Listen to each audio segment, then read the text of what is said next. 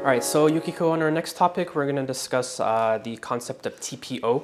So in the West, TPO is not commonly used. So for people in the West, it refers to time, place, occasion, and essentially dressing and acting according to those three criterias.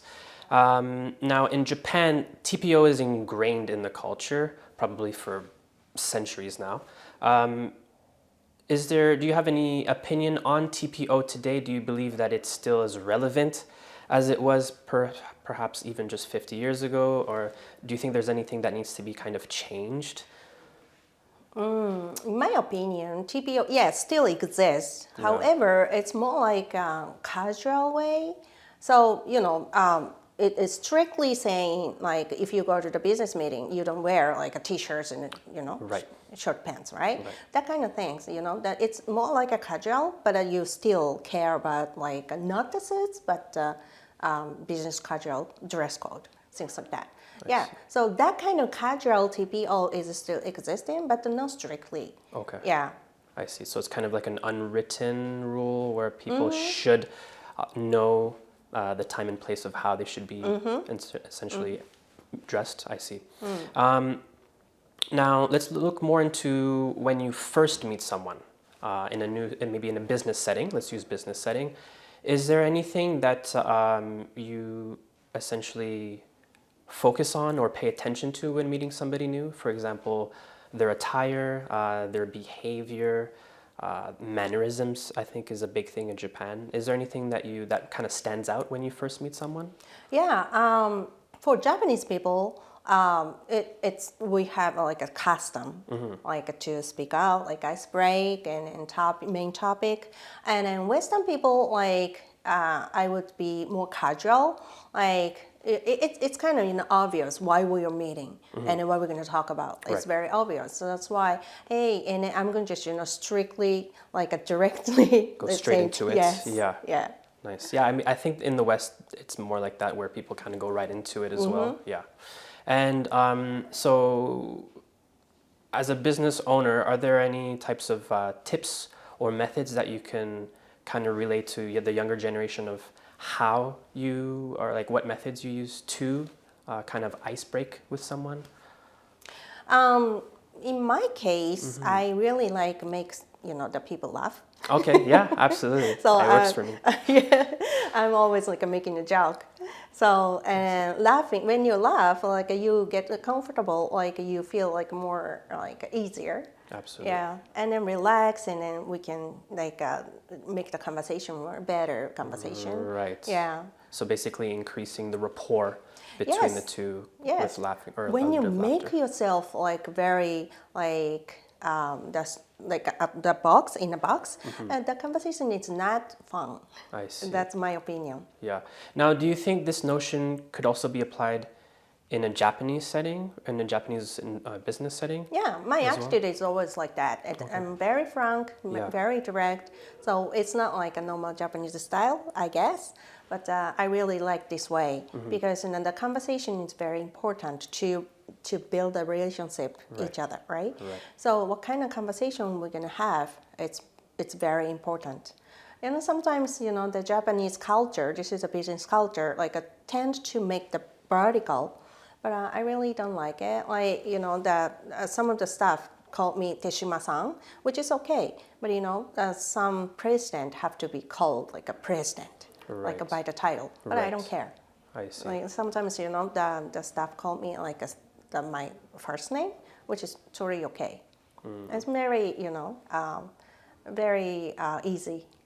I see. Nice. Yeah. I mean, yeah, that definitely helps in terms of creating, like I had just said, more rapport and being more interpersonal with your staff and I guess other business people as well. Nice. Thank you so much.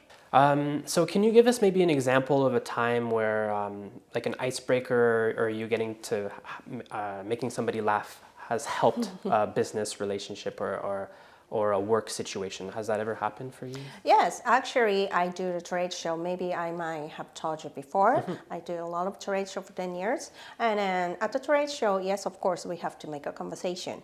And it's not like only laughing, but while you are speaking, like you are talking about only strict, and you are making like a facial expression. It's like a very strict and Very tense. that's tense, and that's not fun, right? So that's why it's a casual conversation, and then purpose of this conversation is to get to know each other, and then to reach out the point you want to get. Right. So that's the purpose. So having a purpose is very important, at the end of the day. Right. That's what I think. I see. Nice.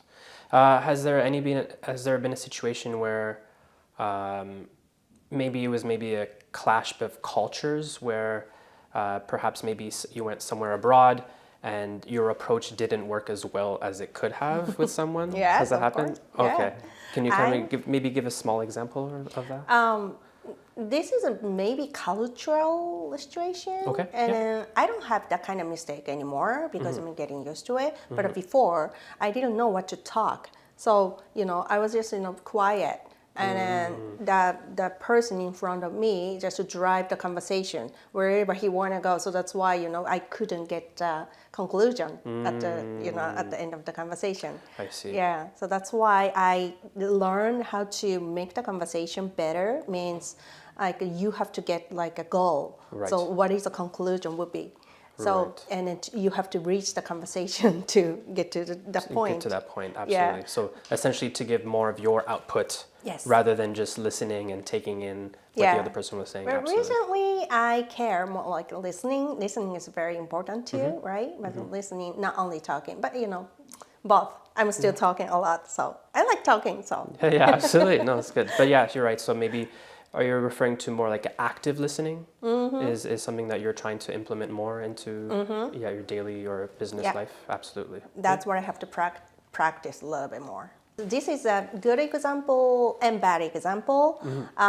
Sometimes, you don't understand what the person in front of you are talking about. So that's why you have to drag him down, like what he want to say. Because, that output have to be very logical. Otherwise, there is no such a communication. Right. So communication is commute something. So you have to deliver what you want to say to the person in front of you. And then each of us have to understand what you want to say, what I want to say. Right. So that's the conversation, but it's very difficult. Yeah. That's what I learned. Do you believe that? Now, would you say that this is more in the context of you and someone of a different culture? And was this something that could have been happening, for example, when you were living in Boston versus now? Like when now in Japan, actually. More now. I see. Because the communicating in English is much easier for me because it's a low context culture. So that's why you just say it. It's very direct. Otherwise, they don't understand. Right. But in Japan, it's a high context culture. So that's why you don't want to say.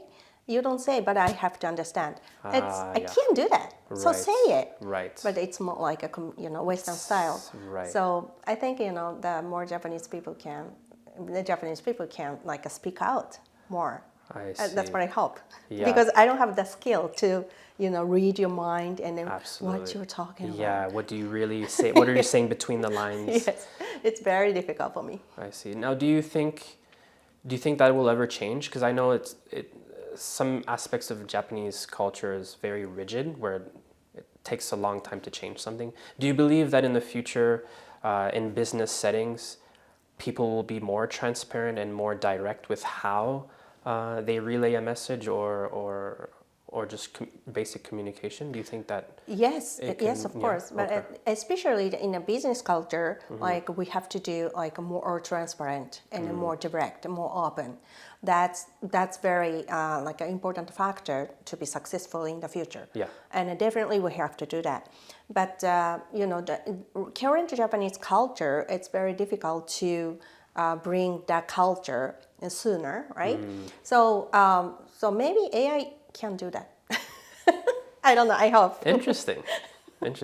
Yeah, I mean, it is something that I'm also very intrigued about to see if this is something that will be impacted within Japanese culture, because I agree. I think it first of all, it saves time. It saves effort as well, where it's just, the more, not too direct, but I think if it moves a little bit more in that direction, I think it could only be beneficial for Japanese businesses. I used the ChatGPT. Oh, it's so amazing. I didn't know that ChatGPT was so like advanced now. Yeah, so he can do everything. Yeah. Oh, that's amazing. Yeah, it's a little scary, but it's, but it's very useful as well. So what do you use typically for ChatGPT? Is it more for emails? Emails. You're all going, okay. Yes. I see. But I want to use the AI agent in the future. Okay. Because I know the process. It's very clear. So I want my AI agent going to do all the tasks, and I'm going to just watch. That kind of the culture or business thing will be coming sooner or later. Yeah, yeah, and I think that's something exciting to see how that turns out. Yeah, nice. Thank you so much. Okay.